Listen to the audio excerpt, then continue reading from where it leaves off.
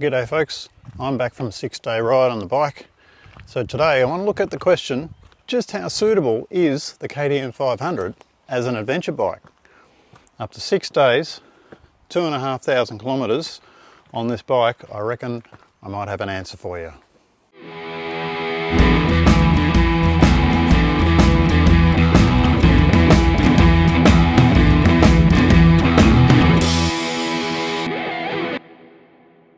If you own a 500, you probably will have heard all of these comments before. And if you don't own one, but you know, I'm an owner about getting one, you've probably made these comments. Fuel capacity, not enough. You can't get enough luggage. Where am I going to put all my luggage? What about the weather protection? The thing's a trail bike, the vibration's going to kill you. Just too small, it's too cramped. And the biggest one of all, I'll give you a hint, it's actually in the manual. Service schedule. Change the engine oil and filter every 15 hours. Every 15 hours. Yes, it's the oil change interval. Now, I don't know how many pages of forums and discussions have gone on about this topic, but it's a big deal for a lot of people. But is it really? I've just done 6 days on this bike, nearly 50 hours in the saddle, through cold, heat, rain, mud, dust. So let's talk about how I set the bike up, the gear that I took, and any issues that popped up. So some context for this trip. It was 2,600 kilometres total. There's one day that was a bit short because that's the day that it rained and we'd had enough. But every other day they're big Ks and they're lots of hours.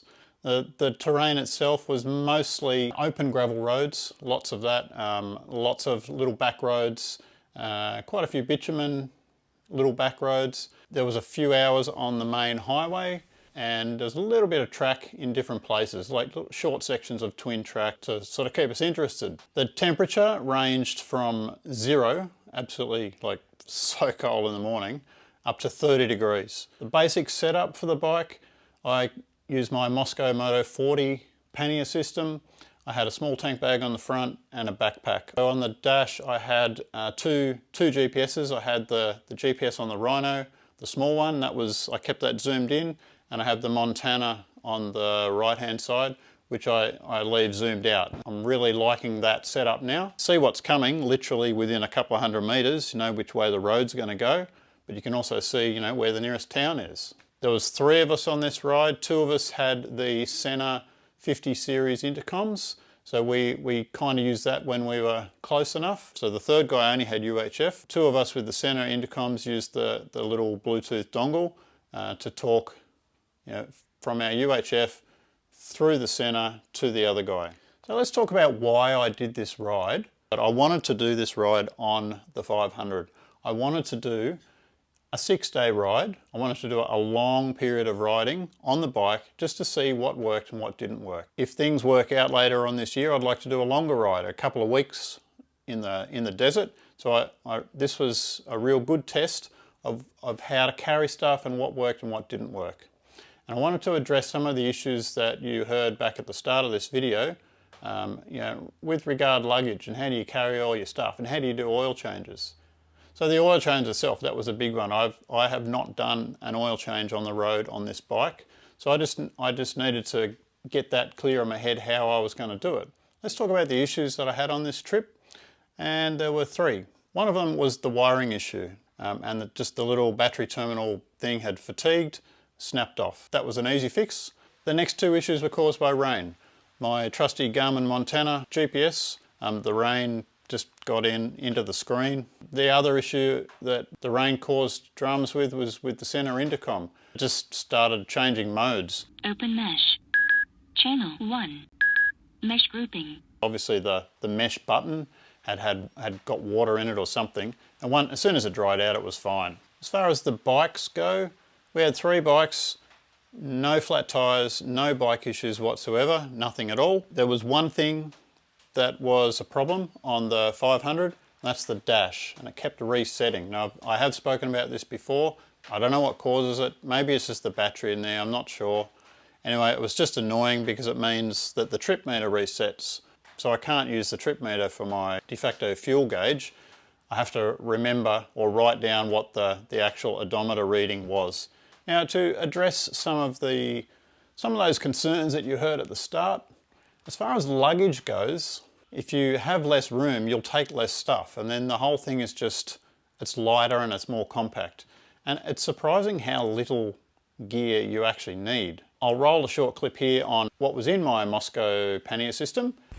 So starting in the front, I've got that little Endurostan tank bag. It's going great. I redid the strap mounting things. I moved the clips up here and went onto the end, and now it just wraps around the frame. Easy to get on, holds tight, it's great. Moscow 40 panniers. This side pocket, I have my tool roll at the top, easy to access, and a tube at the bottom, the rear tube. In the little pouchy thing underneath, I've got the front tube and a little padlock. First aid kit. All my clothes are in this the little 8-litre bag on the top there.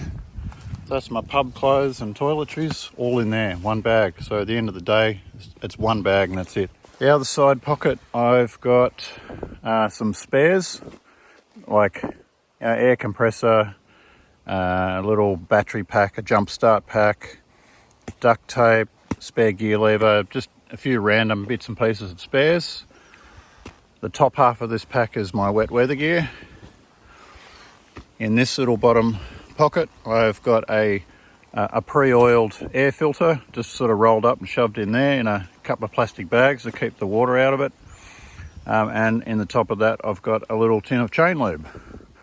And in here, I keep a visor rag and some visor cleaner in there. And the main pocket currently holds my pub shoes and thongs. Well, actually my thongs are up here. Pub shoes are in there. But this gets wet. These don't get wet. And then the backpack, got water in it. I kept my spare gloves in there. Wallet and a couple of really basic tools, like a couple of little spanners, Allen keys, if I need to adjust something really quick. For the most part, those two side bags, they never got used. I had to take out my tool roll once when I was doing the oil change, and I had to take out the other bag. I had to open that up to get my wet weather gear out, obviously. That's it. The rest of the time, I lived out of that small top bag. If you're staying in pubs, you don't need much. Camping, yep, different story. You would obviously need more gear. We weren't camping, wasn't a problem. Some of the other concerns are fuel. Well, obviously, you put a bigger tank on. Seat, you change your seat out. You put a Seat Concepts or a Fisher, or you get one made up like I did. That solves all that problem. I suppose the secret to turning the 500 into a lightweight adventure bike is to actually spend some time on the ergonomics and get it set up for you. Get it set up for you. So for me, it's about the bar height.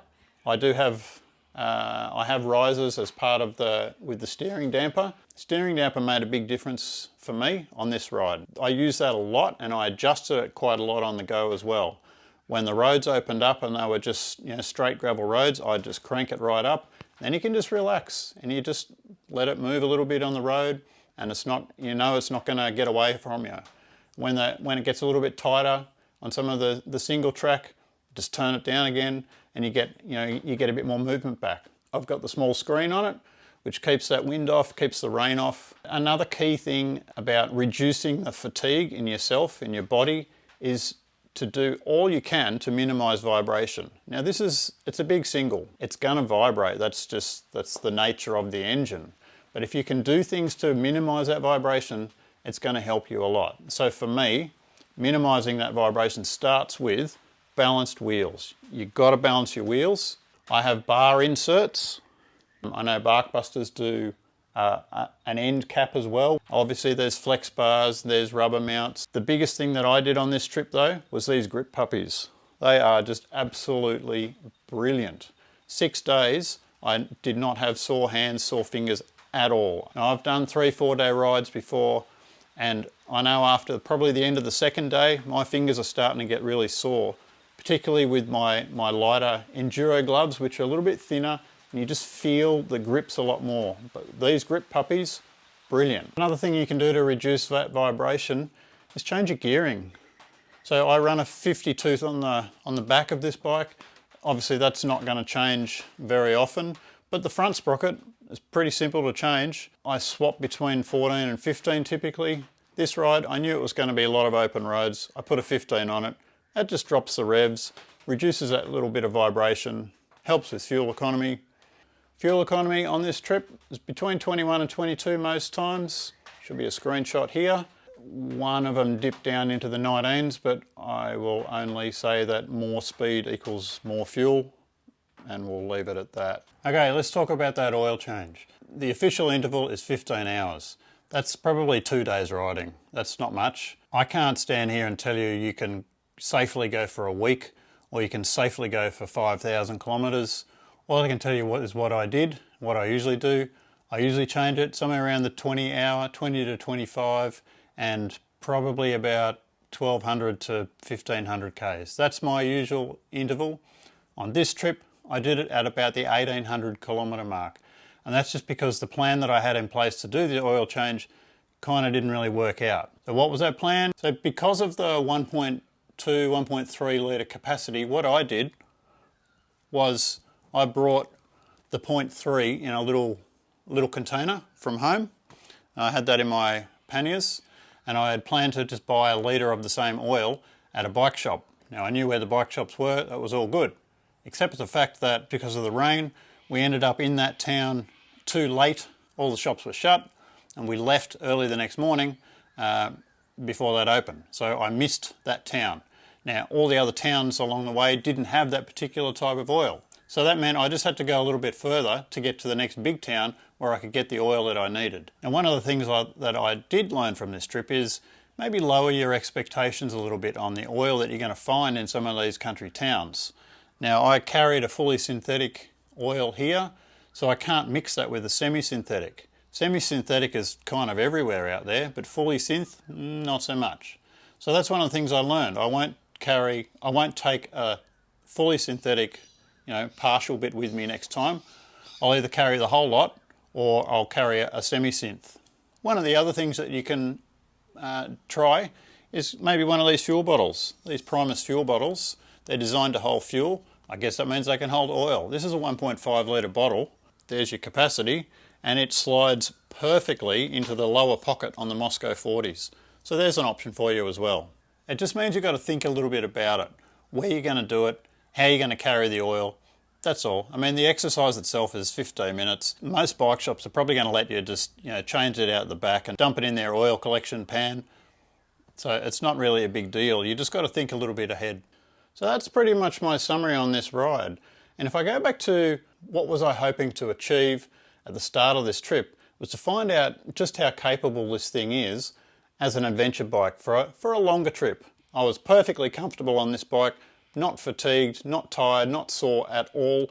It did everything I needed it to do, carried all my gear, never let me down. What more can you ask? This bike is an excellent adventure bike. Thanks for watching. I hope you've got something out of it. Stay well, ride well. I'll see you in the next video. Bye for now.